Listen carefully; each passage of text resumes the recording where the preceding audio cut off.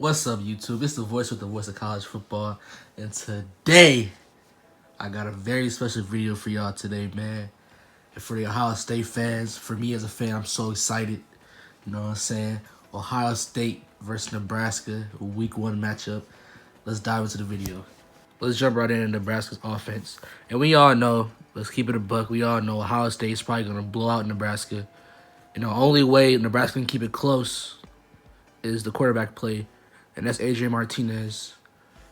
His third year, he's a junior now, so he might he might take his game to the next level. You know what I'm saying?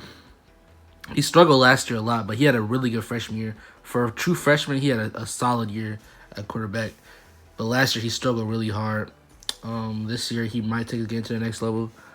I don't know. Like last year he was supposed to be a fucking Heisman finalist, but that we saw what happened with that. But it's like we're gonna see what Scott Frost does with Adrian Martinez, man. Like I think it all comes down to that if they want to keep it at a close game. You know what I'm saying? Like they got some good playmakers on offense. You know, like the running back, they got Dedrick Mills. He was a solid running back last year. I think he ran for 700 yards last year for Nebraska. They lost J.D. Spillman, their top receiver, to TCU. He transferred to TCU, so J.D. Spillman's gone. But they got young guys, like they got like a lot of transfers this year. They got Omar Manning. He came in from TCU actually. He probably gonna start for them at wide receiver. They like to get Wando Robinson the ball in the backfield and at receiver a lot. So that's probably their best player, Wando Robinson. That's somebody to look out for this week. They call it the duck R position or something like that. It's like the slot. They get like their slot the ball in the backfield or any way to get their best player the ball. That's what they're gonna do with Wando Robinson. So look out for Wando this week. On their defense, they got some solid players. Like they're if we're gonna keep it real, their defense can't keep up with Ohio State's high-powered offense and Ryan Day's mind. You know what I'm saying? His offensive philosophy and the players we have at Ohio State, they just can't keep up. But they got some solid players like JoJo Doman. I remember him. I remember when Nebraska came to Ohio State in 2018. He had a big sack on Dwayne Haskins. Like he's a good outside linebacker that can rush the passer and make big tackles for them. They lost their best player in the secondary, Lamar Jackson, to the draft. He was a good player last year. But they got other guys like fucking DiCaprio Boodle. He's a solid corner. He's all right. They got a transfer from JUCO. I forgot the guy's name. They got a lot of JUCO transfers. Fucking Nadab Joseph. He was supposed to go to like Georgia or some shit. I remember in high school, but I guess he was a dummy. He had bad grades or some shit. But they got him. I don't know if he's gonna play or not, but we gonna see. Yeah, I mean, nothing really to say about their defense. Like it's okay. Like they're not gonna keep up with Ohio State, but we could dive right into Ohio State and what they need to do and what I'm looking forward to in this game. Going into Ohio State, there's nothing really to break down for like. I expect this game to be like an easy win, but like we gotta remember like this first game of the season is gonna be tougher than like previous first games. Because usually we're playing like fucking Oregon State or FAU, you know what I'm saying? Well, this is the first game of the season. It's a Big Ten matchup against a well-coached team in Nebraska, a blue blood program, and like some solid football players. So this is going to be a tougher matchup in Week 1 than we usually see. So just think about it like that. But I do think we will handle this game well. I think we will win by a lot of points.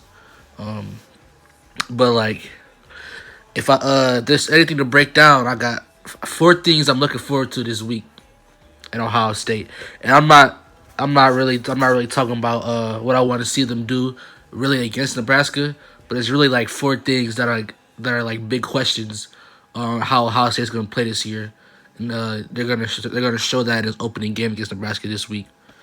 So number 4.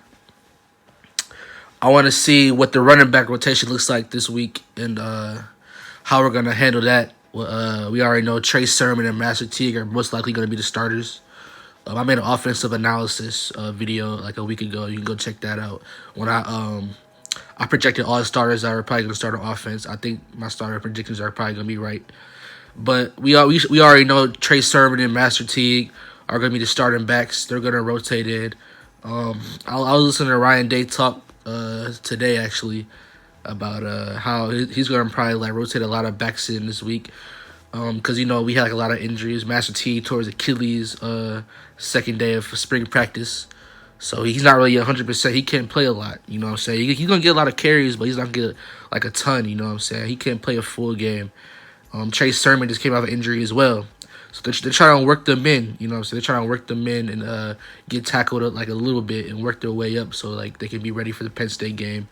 You know what I'm saying? So look out for Still Chambers. Still Chambers is going to get in a little bit probably. And also the freshman back, Maya Williams from Cincinnati, Ohio. He's going to get in a little bit too. I think Marcus Crowley's still injured. He had a bad injury last year. I think he's cleared to play, but they don't want to risk it right now. I don't really know the update on him yet. I don't know what's going on, but I think Marcus Crowley is a really good back. You know what I'm saying? And shit, maybe Demario McCall might get a little bit of carries in there. You know what I'm saying? So we're gonna see. I can't wait to see what they do with the running backs. Number 3, I got. I want to see how the young receivers look this week because the young receivers are gonna have to play this year. So everybody know the class of 2020, the Fantastic Four, the 4 receivers that we got: Julian Fleming, Jackson Smith-Njigba, G. Scott, and Mookie Cooper. 3 of those guys are going to be in the starting rotation. We know Ohio State likes to rotate their wide receivers a lot. Zone 6. 6 guys they like to rotate in. They're basically the starters of the wide receiving core. And it's a young receiving core this year. We got the older guys like Garrett Wilson, Chris Olave is probably the leader of the whole room, and Jameson Williams. You know what I'm saying? But these young guys are gonna have to come in and like play very well, and I think they're capable of doing that. We had 2 5-stars, Julian Fleming and Jackson Smith-Njigba. I think the most ready player is probably Jackson Smith-Njigba. Just watching his film and just watching him run routes and catch the ball, like he just looks like he's made for this and he's ready for college football. Julian Fleming is a freak of nature. It's like 6'2", 200 odd muscle. Runs a 4.4 40-yard dash. He's probably going to be a good deep threat in our offense this year. G. Scott's another big dude, 6'3", 200, all muscle. Not the fastest, but he can run routes like really good. So look out for him. I just want to see how they perform in their first game against a Big Ten team, against some solid corners. You know what I'm saying? I want to see how they play. I know Jackson Smith-Njigba is going to be in the slot, so look for him. He's going to be rotating in with Garrett Wilson.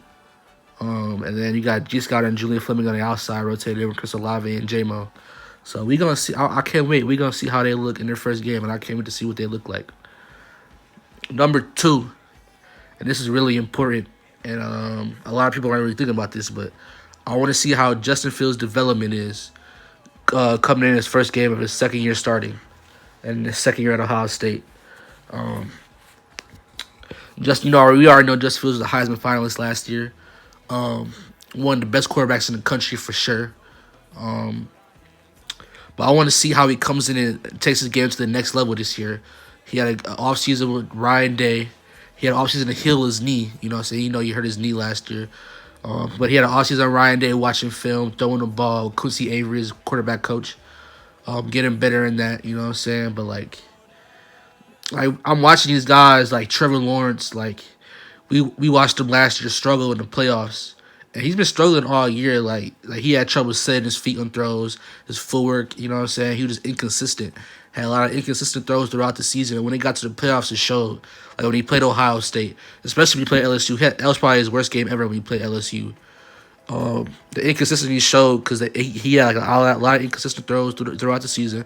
When he played the playoffs against top teams that had really good man coverage on defense, he really struggled.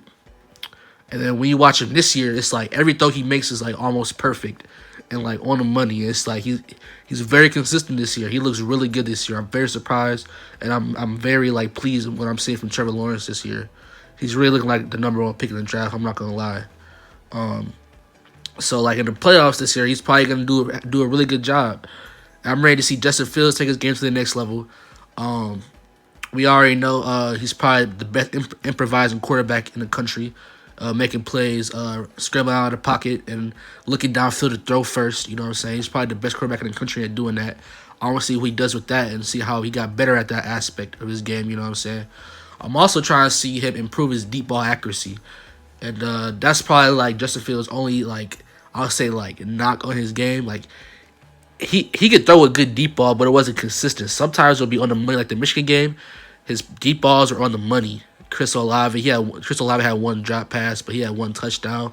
He had two throws to Garrett Wilson downfield. You know what I'm saying? But like it was certain times where he was off. He would underthrow his receiver, and you can't be doing that. Like I want to see him take his deep ball accuracy, consistency to the next level.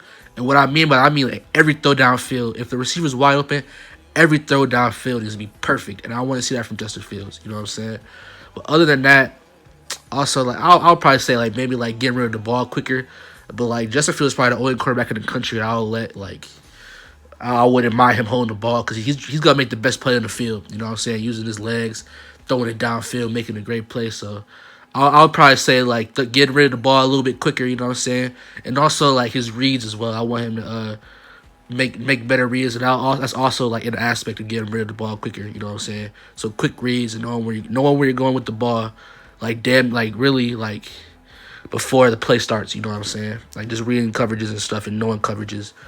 And also, I want to see if we're going to use him in the ground game a little bit more. We were scared to use him in the ground game last year because we didn't want him to get injured because we didn't really have a backup. But this year we have two stud quarterbacks that can back Justin Fields up. We still don't want him to get injured, but we can still use him in the ground game.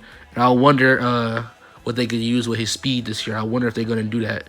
But if not, we don't need to because he's like one of the best passers, one of the best pure passers in the country. So we're going to see with that. So I cannot wait to see what Justin Fields looks like this year in the starting game. Number one. You know, this number one is like it's not really just one thing. It's the defense, the whole defense. You got a new defense coordinator coming in, Kerry Combs. He's been at Ohio State before, but I want to see how he looks. How the defense looks this year. The different personnels we're gonna see. Last year we had Jeff Hafley. He was co-defense coordinator with Greg Madison. Our base defense, Ryan Day brought us in. Our base defense was a one high safety with a nickel cornerback. I think this year we're going to see a lot of two high safeties and then a nickel on third down, like what we see in the past when Kerry Combs is here. But it's his defense now, and I think he'll bring the two high safety this year. I think we'll sometimes see the one high safety too. It depends. I think we're gonna have like a lot of different personnel packages and stuff because our defensive coaching staff is gonna work well together with Larry Johnson and Al Washington, Greg Madison, Kerry Combs, Matt Barnes. They're gonna work well together and make some good personnel packages, put in the right players in the right position to succeed. That's what good coaching is, and I think they'll do that. You know what I'm saying? So let's see, I expect to see like a lot of two high safety this weekend on Saturday.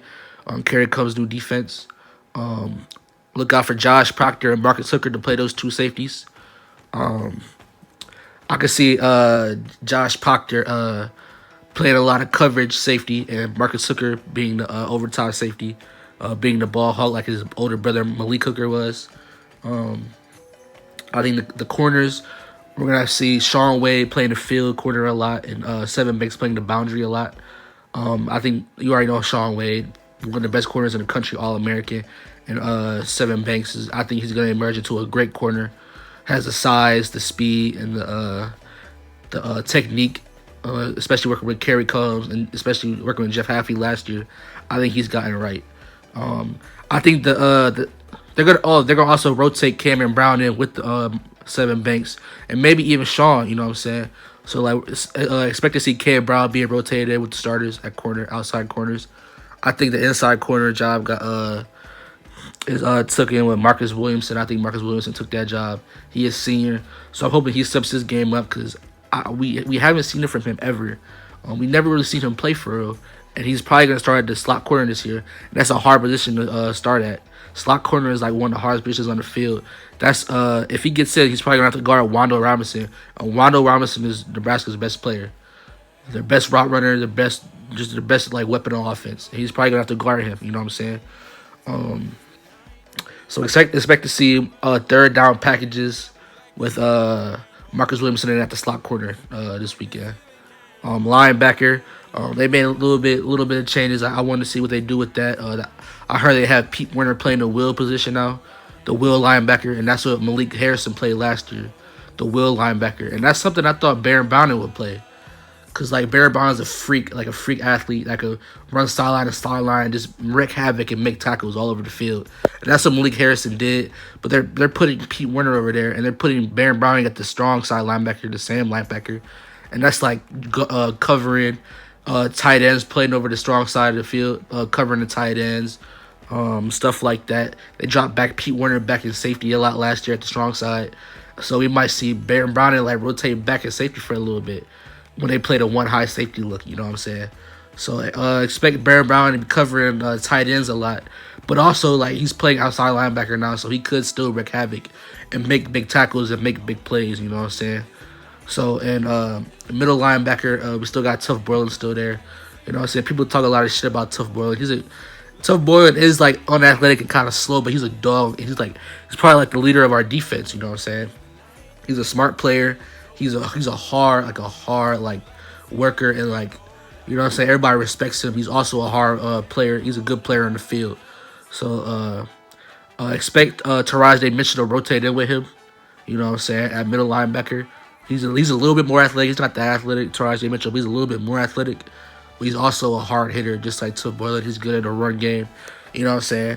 Expect on third downs, maybe like Kayvon Pope or Dallas Gant, some of these other guys to get in the rotation, especially on third downs, because they're like a little bit more athletic, you know what I'm saying? So expect them to get it on third downs. Get to the D-line. I want to see, I can't wait to see what the D-line looks like. We already know we got Larry Johnson, the best D-line coach in the country. We're going to see guys like Zach Harrison and Jay Coop and fucking Tyler Friday, Javonte John Baptiste, Tyreek Smith. Expect to see those guys in the rotation. Inside, Antoine Jackson, Tommy Togiai, Jerron Cage. I know Teron Vincent got hurt. Haskell Garrett got shot. I don't know what was going on with him. I think it's gonna take him time to get back on the field. You know what I'm saying? He can't. I heard he's not really clear to fucking have physical contact yet. So expect a big rotation at the D-line like we always do. We always rotate guys into the D-line. That's what Larry Johnson always does. Expect on third down to have some of the outside guys, the defensive ends to move inside, so we can have a rushman package on third downs. Like I could see like Javonte Jean Baptiste or Tyreek Smith to move inside and play D tackle and rush the passer, so we can get to the quarterback on third downs. So expect to see that, man. But yeah, man, I can't wait to see what Kerry Combs and Greg Madison's defense looks like this year, man. Like it's a lot of question marks for sure. But I think me as a fan and knowing Kerry Combs and knowing what Greg Madison did last year with the defense, me as a fan, I think the defense is going to be really good this year. It's not going to be as good as last year because the talent we had last year with Jeff Okudah and Chase Young and Malik Harrison, like, we had crazy talent, you know what I'm saying? David Arnett, first round draft pick, you know what I'm saying? So we had, like, a lot of talent last year. We're not going to have the same amount of talent, but we're going to have good coaches still, and we still have good players that can reload and play these positions, and the coaches are going to put these players in the best area to succeed and to win, you know what I'm saying? So I can't wait to see. That's why we're going to move to, I think we're going to move to some more too high safety looks, you know what I'm saying, and stuff like that.